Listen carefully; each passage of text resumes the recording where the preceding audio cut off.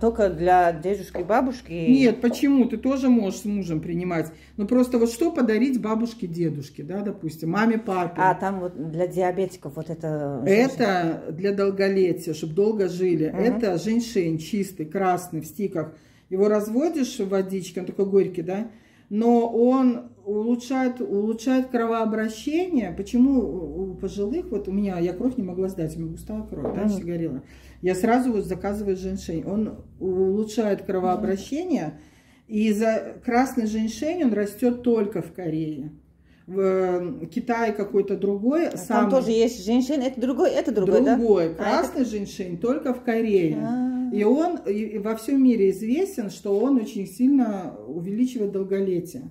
Поэтому это для здоровья. Я когда начала принимать, у меня через 3 дня все отеки на ногах пропали.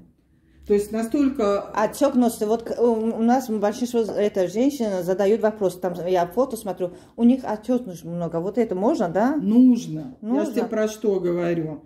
Потом у меня знакомая звонит, говорит, у меня у мамы отек прошел, я в шоке. Она говорит, мы столько пили, я пила тоже мочегон, это все. Проходят отеки, такая энергия идет. Ну, прям вообще. И давление нормализуется. Потому что многие говорят, женьшень повышает давление. Нет. У меня уменьшилось, наоборот. А вот у нас есть в желе, вот тот поднимает давление. Там по 3000. Там еще идет электрокок, что-то еще, там какие-то травы добавлены. Этот хороший. Этот чистый. Честно. Знаешь, вот у меня у дочки низкое это на 2 давление, месяца, по-моему, да? Тот. Это на 2 месяца. Это на 2 месяца или вот маме, папе. Понимаешь? Мама пьет и папа пьет. Я вот считаю, что это подарок и красивая коробочка, прям вообще идеально. Они и здоровье поправят, и позаботишься. Вот хемохим лучше или этот?